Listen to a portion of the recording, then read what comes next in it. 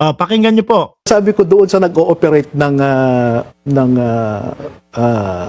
nag-ooperate ng mga presentation ng slides. Anong PowerPoint? Move forward. Kako, hindi yan.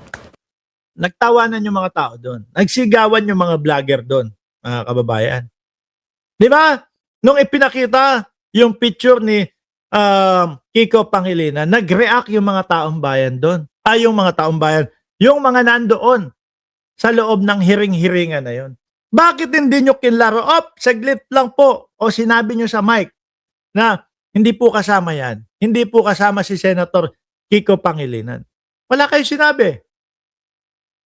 Diba? In-explain nyo kung sino yung mga nasa likod. In-explain nyo yung mga na talagang nakabalandra yung muka ni Kiko Pangilinan doon. Mga boss chief amos. Ano iisipin ng tao? Nakasama si Kiko Pangilinan sa mga nabigyan ng maleta. Ngayon, eto kayo. Babawi na naman kayo. Dapat doon pa lang, sa umpisa pa lang, mismo doon sa lugar na yon, sinabi, hindi po, with all due respect, malaki po yung picture ni Kiko Pangilinan dito po sa presentation namin, pero hindi po siya kasama doon. May paglilinaw na dapat. Di ba? Kaso, mukhang yari kayo. Mukhang talagang matatambakan kayo ng kaso. Kasi, So, ibig sabihin, hindi ito siya just a picture of It's just a him picture and, with of, the employees of yes. Nisibis Bay. Tama ba? oo, kasi ginamit nila yung eroplano. Eto pa, si Baligod pa. Tumanggap siya ng pera. Walang allegation. Ayan. So yung allegation, hindi siya tumanggap siya ng pera. Yun din po ang tinatanong natin, Sir Paulo. Ano po, bakit andon yung picture na yun? Ang dinadahilan nila, nasama, nahalo lang daw po yung picture na yun. Pwede ba yun? Alam mo na hinaantay ng buong Pilipinas yung Blue Ribbon Committee ninyo kahit hindi official yan. Diba? At alam mo na kahit sinong malabas, malantad na litrato doon, iisipin na, nako, sinasabi nung 18 Marites na itong tao na ito ay nakatanggap ng maleta. Pero wala kayong paglilinaw doon.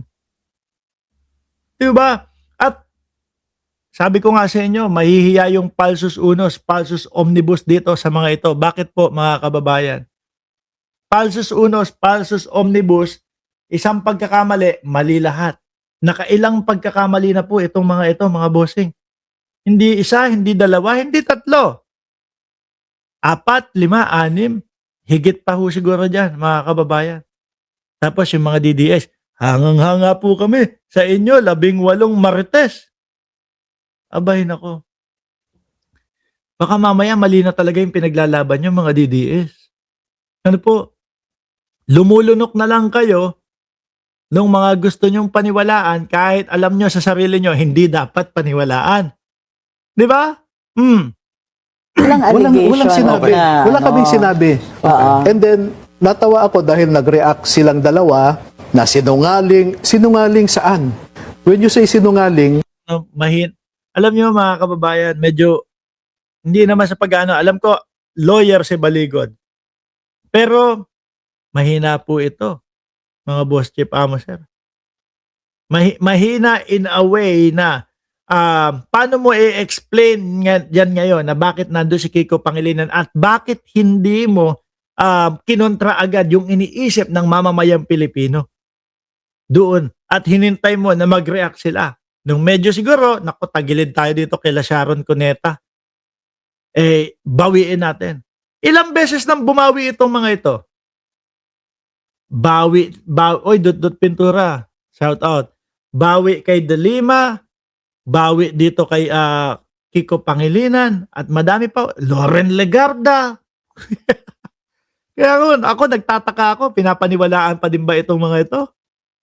dapat may sinabi. Pero ano yung purpose nung in-include yung mga photos na yun? Kung hindi pala siya ina-accuse specifically of accepting any... Mali yung present na picture eh. May ibang pictures during the campaign. Pero bakit nandoon? At hindi mo agad sinabing, hindi kasama talaga yan. Sorry, paglilinaw, malaki yung litrato ni Kiko Pangilinan dyan, pero hindi siya kasama doon. Di ba? Eto pa, si Baligod. Nag-expect ba kayo na Ayan. So nag-expect ba kayo na magkakaso rin sina Senator Kiko, Sharon Cuneta? Dapat lang, para ho sa akin. Ano po, dapat lang, para sa akin, kailangan magkaso sila para mahinto na itong mga ito. Tingnan nyo ho mga kababayan. Ha? Kung totoo yung sinasabi na 5 milyon, yung matatanggap, tinanggap, o ibibigay doon po sa 18 Martes, feeling ko kukulangin pa ho yan. Sa dami ng mga nagkakaso ho sa kanila, mga kababayan. No? Sa dami ng nagkakaso sa kanila, Beatrix Luistro, Sia Alonto Adjong, Erwin Tulfo, at marami pa pong iba. Tingin ko yung 5 milyon na natanggap nila, baka isa lang pong tao ang may pandadanyos nila yun eh. No, tapos yung iba, ano pa sila? Ano tawag doon? Lugi pa sila. Saan naman po sila huhugot ng another mga milyon po, mga kababayan?